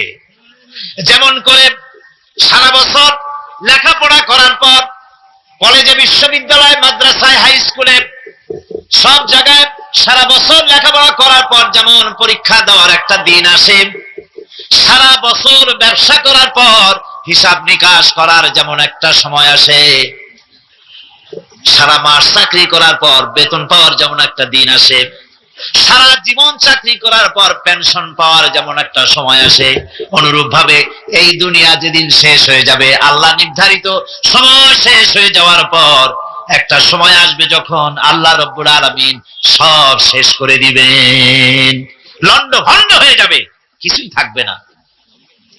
কোরআনে কারীমে আল্লাহ সব বলেছেন, কোরআনে সব আল্লাহ বলে দিয়েছেন।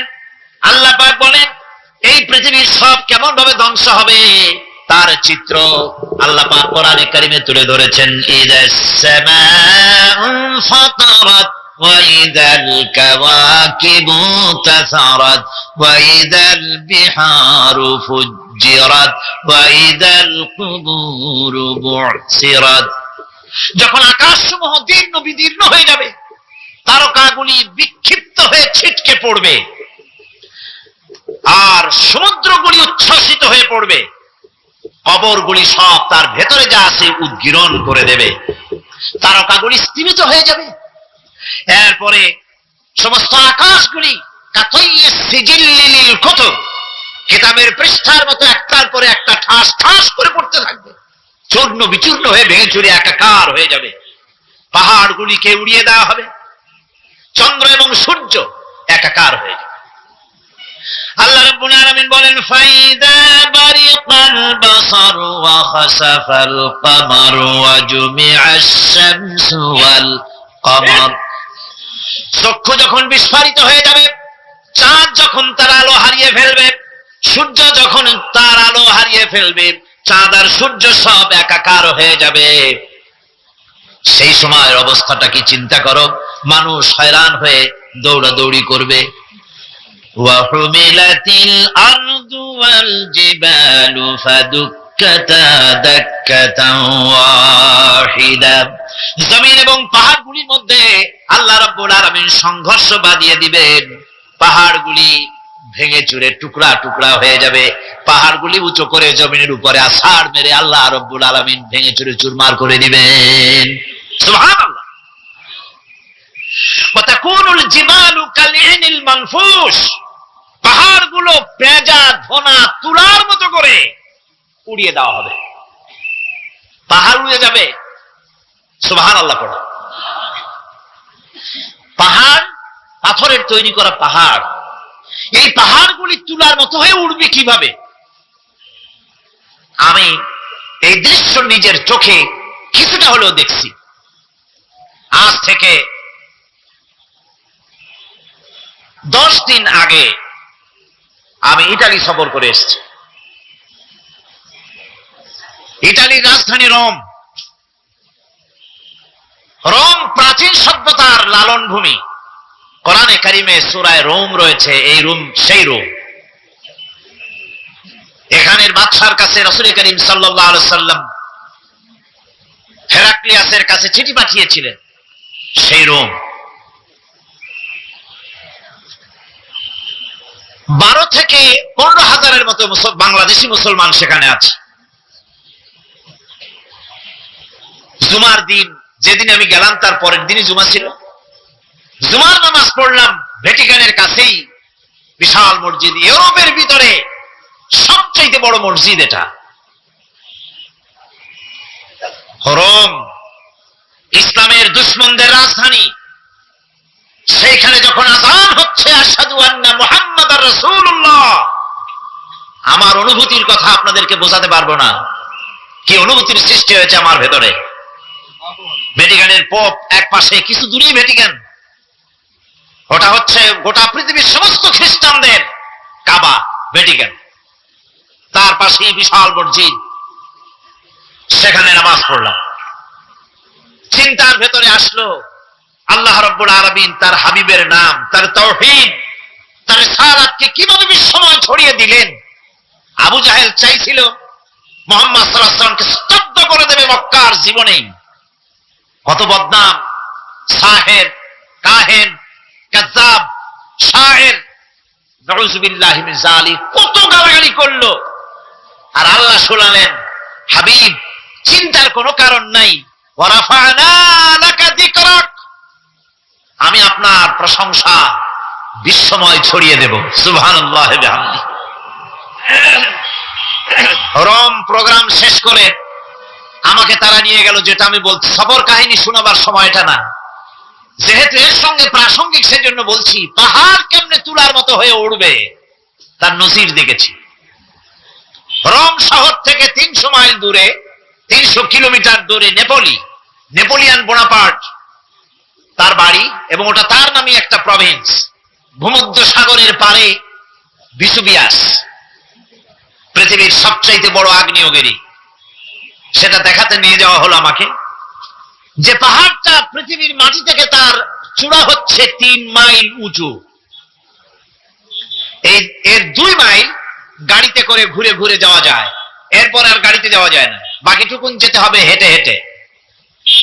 পাহাড়ের উপরে অক্সিজেন কম, বেশ কষ্ট হচ্ছিল উঠতে। জীবনে প্রথম পাহাড়ে চড়েছি, জাবালে নূর, রাসূল করিম সাল্লাল্লাহু আলাইহি সাল্লামের উপরে যেখানে ওহী হয়েছিল সর্বপ্রথম। পাহাড় চড়ার একটা অভিজ্ঞতা ওখান থেকে আমার কিছুটা হয়েছিল। খুব কষ্ট হলো বাকি 1 মাইল উঠতে। যখন বিসুবিয়াসের একদম শীর্ষে চলে গেছি, সেখানে গিয়ে আমার সাথে 15-20 জন লোক ছিল। আমি নিজে আল্লাহু আকবার বলে আমার গলা থেকে আওয়াজ বেরিয়ে গেল। আমি দেখতে পেলাম বিসুবিয়াসের শীর্ষে বিশাল গর্ত। আমার মনে হয় গর্তটা এই মাঠের 1/4 হবে। এই মাঠের 1/4 হবে গর্তটা। সেই গর্তটার গভীরতা হচ্ছে 1.5 কিলোমিটার। এইখান থেকে পাথরগুলি উত্থিত হয়েছে, আগ্নেয়গিরি পাথর আগুনে গলে লাভা হয়ে এগুলি পাহাড় বেয়ে উপচে পড়েছে, চতুর্দিকে 12 মাইল ছড়িয়ে গিয়েছে। আমার মনে পড়ল ওয়াকুদুহান নাস ওয়াল হিজারা, জাহান্নামের আগুনের ইন্ধন হবে মানুষ আর পাথর। আমি সেখানে সেজদায় পড়ে গিয়ে কান্নাম আর বললাম, আল্লাহ জাহান্নামের আগুন হারাম করে দিও আমাদের জন্য। পাথর কিভাবে গলল, গলে পাথরগুলি গলে পুড়ে চতুর্দিকে পড়েছে আর ছিটকেছে, চতুর্দিকে ছিটকে পড়েছে। সেই পাথরগুলি ছিটকে ছিটকে যেগুলি পুড়ে পড়েছে সেগুলিকে দূরে সাদা রঙের বলে মনে হয়, কোনোটা সাদা কোনোটা কালো, মনে হয় যেন তুলার মতো হয়ে পড়ে আছে চতুর্দিকে। 1944 সনে তৃতীয়বারের মতো বিসুবিয়াসী অগ্নিগিরি যে অগ্নি উৎপাত করে তাতে আশেপাশের 12 মাইল এলাকা এফেক্টেড হয়ে যায়। পাথরগুলি গলে এভাবে বিধ্বস্ত করে দিয়েছে। এখান থেকে এখানে জোহরের নামাজ, আসরের নামাজ আমরা পড়লাম, আল্লাহর কাছে খুব দোয়া করলাম। এখনো ধোঁয়া উঠতেছে, এখনো পাহাড়ের ফাটল দিয়ে ধোঁয়া উঠছে। একজন হাত দিয়ে আমাকে বলল যে খুব গরম লাগে ধোঁয়াগুলি। ওখানকার লোকেরা বলল যে ভেতরে এখনো আগুন আছে, তবে সুপ্ত, যে কোনো মুহূর্তে আবার তা জাগ্রত হতে পারে। আমরা সেখান থেকে নেমে এলাম। একটু কিছু দূর গিয়েই সেখানে হলো পম্পেই শহর। এই পম্পেই শহরটা হচ্ছে ঈসা আলাইহিস সালামের জন্মের 2000 বছর আগে এই শহর তৈরি হয়। ঈসা আলাইহিস সালামের জন্মের 179 বছর পর ভূমিকম্প হয়। সেই ভূমিকম্পে গোটা পম্পেই শহরটা পৃথিবীর মানুষের চোখের আড়াল হয়ে যায়, ধ্বংস হয়ে যায়, মাটির তলায় গরক হয়ে যায়। আজ থেকে 200 বছর আগে মাটি খনন করতে গিয়ে এই শহর আবিষ্কৃত হয়। পুরো শহরটা খুঁড়ে তারা বের করেছে। 180 হেক্টর জমিনের উপরে এই বিশাল শহর। ঘুরে ঘুরে দেখলাম, গাড়ি চলে না সেখানে, পায়ে হেঁটে দেখতে হলো। প্রশস্ত রাস্তা।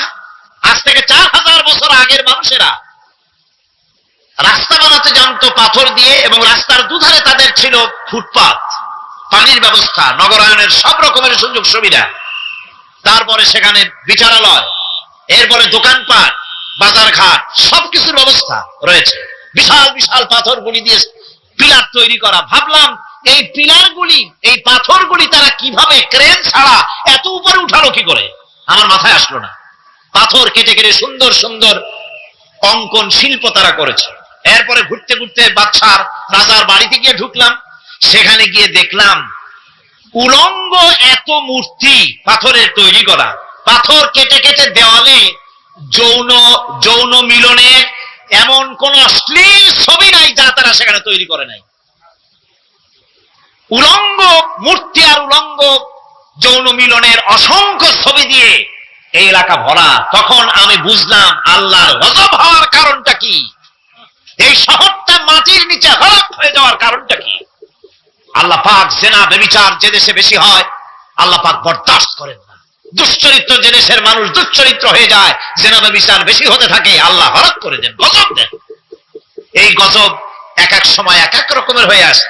কখনো মাটির নিচে দাবায় দেয়, কখনো মহামারী, কোন দেশে কলেরা, কোন দেশে জলোচ্ছ্বাস, কোথাও ভূমিকম্প, আর সর্বশেষ এই জেনা বিচারের জন্য আল্লাহ পাকের চূড়ান্ত এই যৌনতার অশ্লীলতার জন্য চূড়ান্ত গজব বর্তমান বিশ্বের জন্য এইডস।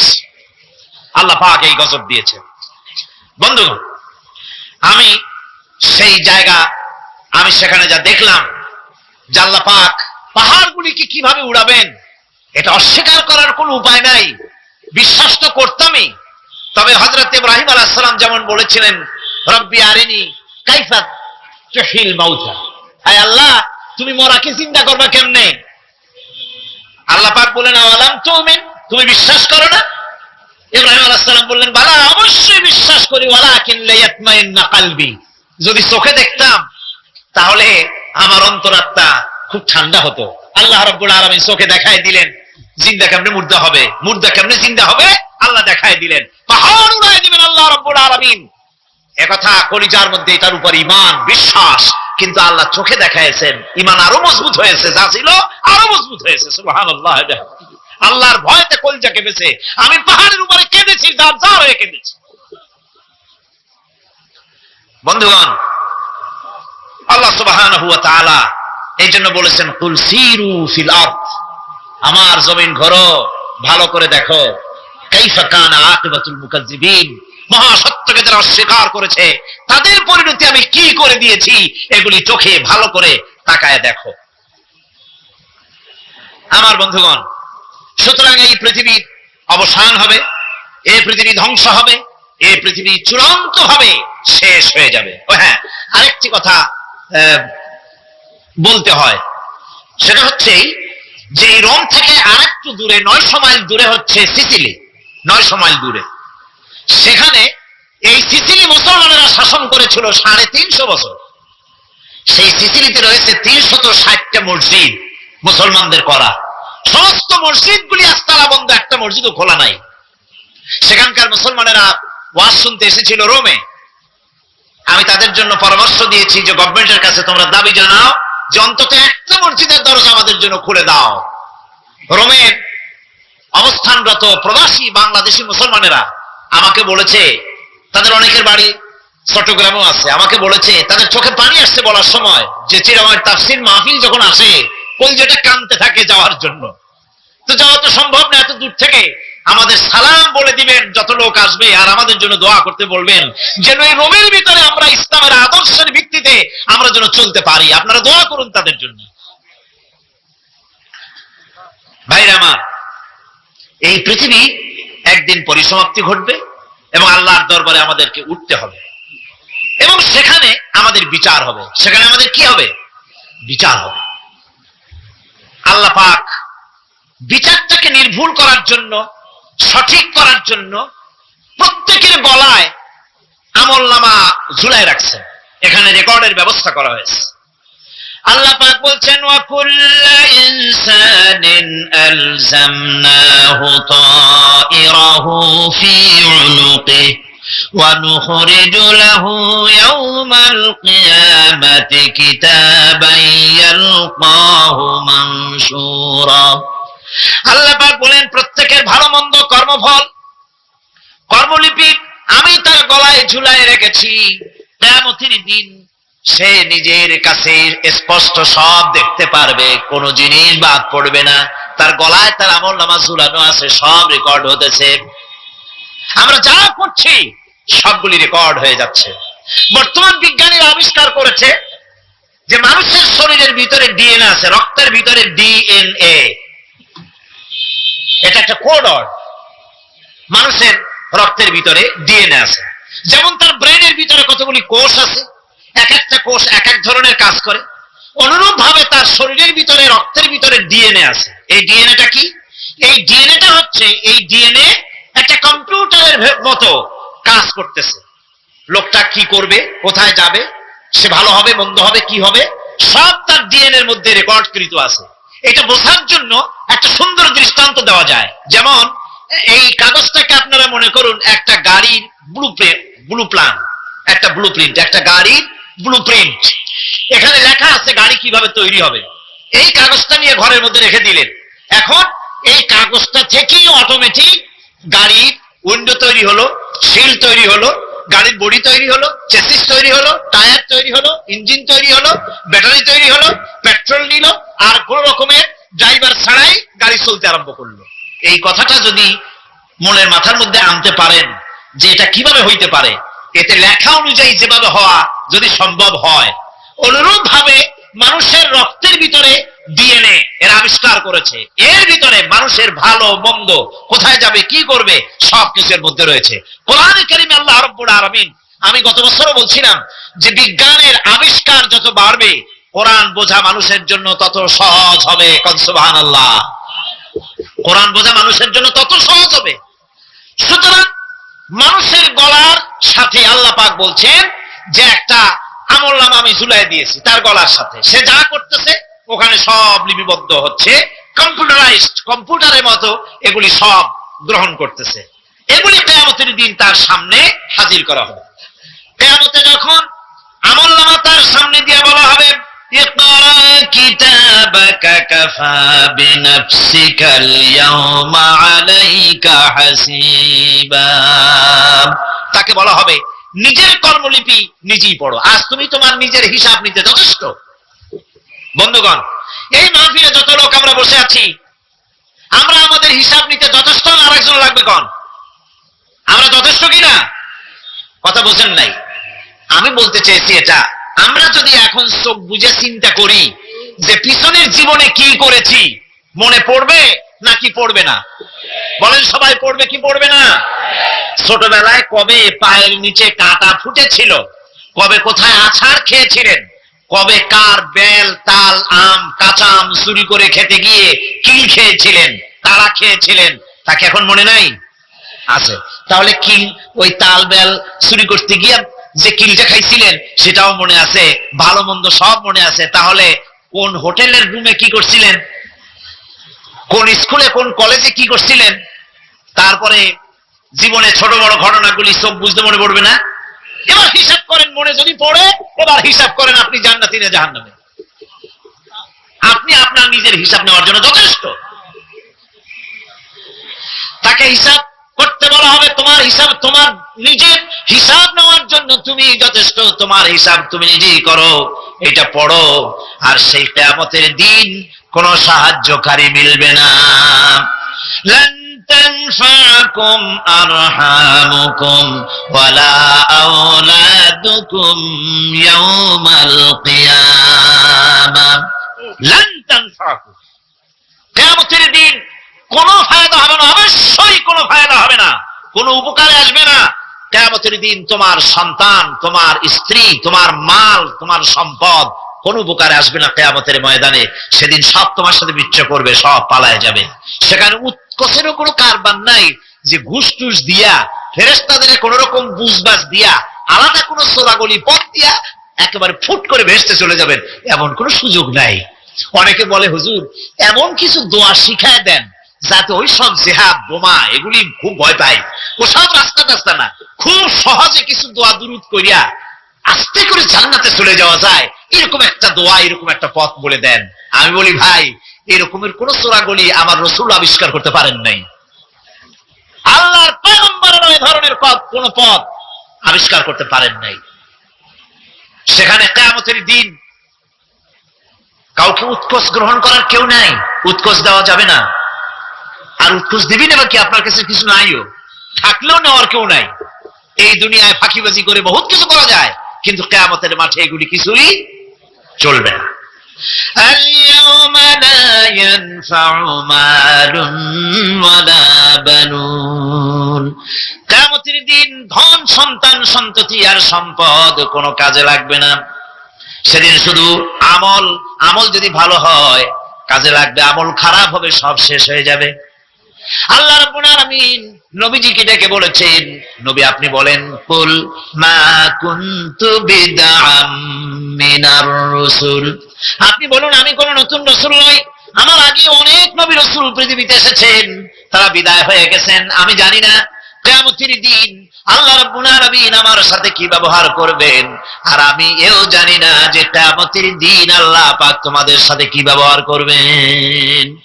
এই আয়াত নাযিল হওয়ার পর আল্লাহর হাবিব তার মেয়েকে ডাকলেন, জামাইকে ডাকলেন, নাতিদেরকে ডাকলেন, আহলে বাইতদেরকে ডাকলেন, আর বললেন, ও আমার মেয়ে, কলিজার টুকরা ফাতেমা গো, শোনো, কেবলমাত্র আয়াত নাযিল হয়ে গেল, আল্লাহ পাক আমাকে শুনাইছেন, কিয়ামতের দিন আমি জানি না আমার সঙ্গে কি ব্যবহার করা হবে, আর এও জানি না যে তোমাদের সাথে কি ব্যবহার করা হবে। ও আমার কলিজার টুকরা মেয়ে ফাতেমা, কিয়ামতের দিন মুহাম্মদ সাল্লাল্লাহু আলাইহি সাল্লামের মেয়ে, এই হিসাবে তোমার নাজাতের ফয়সালা হবে না। ও আমার কলিজার টুকরা নাতি হাসান আর হোসেন, কিয়ামতের দিন মুহাম্মদ সাল্লাল্লাহু আলাইহি সাল্লামের নাতি হিসাবে ফয়সালা হবে না। ও আমার জামাই হযরতে আলী, কিয়ামতের দিন আমার জামাই হিসাবে নাজাতের ফয়সালা হবে না। আমল যদি ভালো হয় ফয়সালা ভালো হবে, জান্নাতে চলে যাবে। আমল যদি খারাপ হয়, কার নাতি কার জামাই দেখা হবে না। সুবহানাল্লাহ, কঠিন কিয়ামতের মাঠ। এই পরকালের বিশ্বাস যদি কলিজার মধ্যে ঢোকে, মানুষ ভালো হয়ে যাবে। কোন সুবহানাল্লাহ। আপনারা কোন মানুষের চরিত্র ভালো কি পুলিশে বানাইতে পারবে? আপনাদের দৃষ্টিতে পারবে? কথার জবাব যে দিলেন না। পুলিশে কি মানুষের চরিত্র ভালো বানাইতে পারবে? পুলিশের চরিত্র ভালো বানাবে কেনা, সেটাই তো কথা। মানুষের চরিত্র যাতে ভালো থাকে, মানুষের জন্য খারাপ কাম না করে, সেজন্য পুলিশ। পুলিশ যাতে খারাপ কাম না করে, সেজন্য আরো একটা ডিপার্টমেন্ট আছে না? তারা যাতে খারাপ কাজ না করে, সেজন্য আর একটা আছে। এন্টি করাপশনের আবার এন্টি করাপশন আছে, তার উপর আবার এন্টি করাপশন আছে। এন্টিটার অভাব নাই। সুতরাং পুলিশ দিয়া, বিডিআর দিয়া, আর্মি দিয়া মানুষের, দেশের, জাতির চরিত্র ভালো বানানো যায় না। রাসূলুল্লাহ এ দিয়ে বানান না, এটা ইসলামের নিয়ম নয়। পুলিশ দিয়া, আর্মি দিয়া দেশের মানুষের চরিত্র ভালো বানানো যায় না। চরিত্র ভালো বানানো যায় কেবলমাত্র পরকালের ভয় দিয়া। কি কিসের ভয় দিয়া? প্রকৃতপক্ষে সৎকারী মুমিন, ভালো কাজ করা, প্রকৃত মুমিন, সত্যিকারের ভালো মানুষ, সত্যিকারের ইমানদার হওয়ার জন্য 10টি কাজ লাগবে। কয়টি কাজ? 10টি কাজ লাগবে। সেই 10টি কাজের একটি কাজ গত বছর আপনাদের খেদমতে আরজ করা হয়েছে, 2টি বলা হয়েছে। বাকি আজকে বললাম আরেকটা, হয়ে গেল 3টা। বাকি আছে কয়টা? 7টা। বাকি আছে আরো 7টা। পরকাল ভিত্তিক জীবনযাপন যদি করতে পারি, তাহলে আমরা হব দুনিয়ার শ্রেষ্ঠ মানুষ। কোন আলহামদুলিল্লাহ। আমার দেশ, আমার জাতি, আমার school, college, university, secretariat, cantonment, রান্নাঘর থেকে শুরু করে বঙ্গভবন, দেশের সর্বত্র মানুষের ভেতরে যদি পরকালের জবাবদেহিমূলক জীবনযাত্রার অনুভূতি সৃষ্টি করে দেওয়া যায়, কিয়ামত আছে আর জবাব দিতে হবে আল্লাহর দরবারে। এই পরকালকে এভাবে বিশ্বাস করতে পারলে, ওইভাবে জীবন করতে পারলে, দেশ সুখী হবে, সমৃদ্ধশালী হবে, বিপদ দূরীভূত হবে, অন্ধকারের আমানিশা দূর হয়ে গিয়ে পৃথিবীতে আবার সুন্দর সূর্য উদিত হবে। ইসলামের নতুন বার্তা নিয়ে পৃথিবীতে শান্তি আসবে, সুখ আসবে, সমৃদ্ধি আসবে, স্বাধীনতা টিকবে, সার্বভৌমত্ব টিকবে, দেশ এক সুখী, সমৃদ্ধশালী, সুন্দর দেশে পরিণত হবে। বাংলাদেশ হবে পৃথিবীর একটা আদর্শ দেশে পরিণত হয়ে যাবে, যদি এই কথাগুলি আমরা বিশ্বাস করি আর আমল করে চলতে পারি। আল্লাহ পাক যেন সে তৌফিক আমাদের দেন। সকলে বলি আমিন। সকলে কোন আমিন। মুনাজাত হবে, দাঁড়ানো ভাইরা বসেন। মুনাজাত হবে, দাঁড়ানো ভাইরা সকলে বসেন। ওই যে রাস্তায় যারা দাঁড়িয়ে আছেন, পাশে যারা আছেন, সব বসুন, এক মুহূর্তে বসুন। মুনাজাত, দোয়া। আমি গত বছরও বলেছি, এবারও বলি, মুনাজাতের কথা বললে কিছু লোক আছে, এই 2-4 জন 5 জন হাঁটে। এটা কিন্তু একটা আসলেই বেয়াদবি। এটা কি কন্ত নাকি? যেহেতু মুনাজাত করা হচ্ছে কার কাছে, দোয়া করা হচ্ছে কার কাছে, কখনোই সাহস করবেন না যে দোয়া করার কথা বললে আপনি হাঁটবেন। কেন? দুঃখটা কিসে? মুনাজাত করিয়া উজুর আগে উজু করে আসবেন, নামাজ পড়বেন জামাতে। অবশ্যই আলোচনাগুলি খুবই গুরুত্বপূর্ণ। আগামীকাল, পরের দিন এর একটা যদি মিস করেন, গ্রেট মিস্টেক হবে। এটা বড় রকমের আপনি একটা লস করবেন। কাজে কোনোটা যেন আপনি না হারান। আল্লাহ পাক আমাদেরকে যেন বলার, শোনার, আমল করার তৌফিক দেন। কোন আমিন। তাড়াতাড়ি করবেন, হাত চালায়। بلغ العلا بكماله كشف الدجى بجماله حسنت جميع خصاله صلوا عليه وآله। মুনাজাতের পর আযান হবে বা জামাত এশার নামাজ পড়ে যাবেন। অবশ্যই জামাত পরিত্যাগ করবেন না, জামাতে নামাজ পড়ে যাবেন। এটা একটি জীবনের জন্য বড় রকমের অ্যাচিভমেন্ট হবে। নামাজ পড়ি তারপরে বিদায় হবে। আল্লাহুম্মা